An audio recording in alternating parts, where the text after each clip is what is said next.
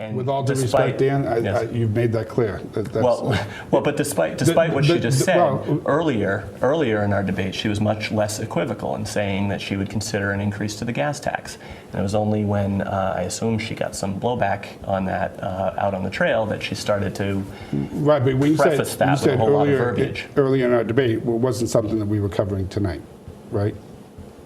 I'm sorry. You were referring to something that she said not tonight.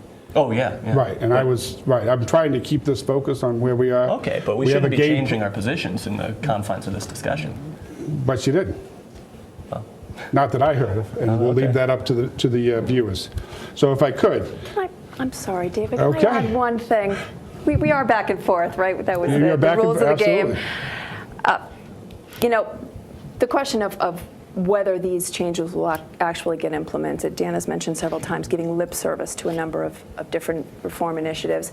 I think one thing that I can offer as representative is the fact that I have worked locally and have actually had to address a number of tough local issues, including a very contentious wastewater proposal that I worked on. I've worked on a number of local planning board issues that were certainly contentious. I have not shied away from taking on the tough issues, and I think that that is something that I have a proven track record with, that anyone can speak to local officials in Holliston where I've been working on these issues and get a sense that my reputation is one of not shying away from the tough issues, many of which I think we need to tackle and tackle very actively at the State House, and something I will do if I'm elected. Something you want to add to that? Without promising not to support any tax increases is the addendum to that. And I promise not to support any tax increases. Under any way, shape, or form. Any way, shape, or form. I think we're clear on that. So with that being said, as part of the budget cuts, Governor Patrick is proposing to revamp state and the MBTA pension plans. Both Michael Widmer, who is president of the Mass Taxpayers Foundation, and State Treasurer Tim Cahill publicly acknowledge tackling these plans will be very difficult because the legislature has previously closed ranks to block previous actions. Isn't this another reflection on the old boy network that has angered so much of the electorate, and whatever can be done to break that? Carolyn, you want to take that first? Sure. At the risk of stating the obvious, I am not a card-carrying member of the old boy network, and I would suggest that if we want to reform the old boy network, we can certainly elect more female legislators to the State House. To the issue of the MBTA pension plan, I think it's not only a financial issue, but it's also, frankly, an issue of basic fairness. I understand that the MBTA pension plan currently offers significantly greater benefits than a lot of state employees receive that have the state pension plan currently. And I think, clearly making these plans roughly equivalent is something that, again, from a financial standpoint makes sense, as well as from a fairness standpoint. There are a number of issues. I believe that MBTA employees can retire sooner than other state employees, and they also have more leeway in what they can do post-retirement in earning money from other state jobs. So I think that is absolutely something that we need to look at. And again, I talked to the fact that locally I've tackled some of these tough issues. I don't shy away from tackling tough issues, and I certainly would vote and will always vote in the best interest of the district and the state when making these kind of decisions and when tackling these difficult issues. But how do you bring a real reform to that? I mean, that for me, as a member of the electorate, I'm frustrated. It's been the old boy network since we got here in the mid-'60s, and it's going to continue. And that's a lot, I think, is the frustration around ballot number one. How is that going to change? I mean, you can bring reform to it, but sure. But how can you affect change as the state representative of the 8th District? Well, all I can say is change happens one person at a time. So, by electing somebody that will go in and will speak up for the interests of the district, clearly, one voice can't do everything in the legislature of 160 voices. But certainly my experience with collaboration, with consensus building at a local level, those skills will very much come into play. I know Dan has commented a number of times about this concept of a supermajority in the State House. The reality is that as a member of the majority party, you have much greater opportunity for working with other legislators to move initiatives forward, whether it be this one or whether it be another initiative that would benefit our district. Okay, Dan, you want to tackle that? The MBTA pension, closing the ranks? Absolutely, and I know Carolyn was kind of kidding with her initial statement, but I would point out that Senator Diane Wilkerson was likewise obviously not a member of the Old Boy Network, and yet she was indicted today on taking charges of taking bribes and arrested by the FBI.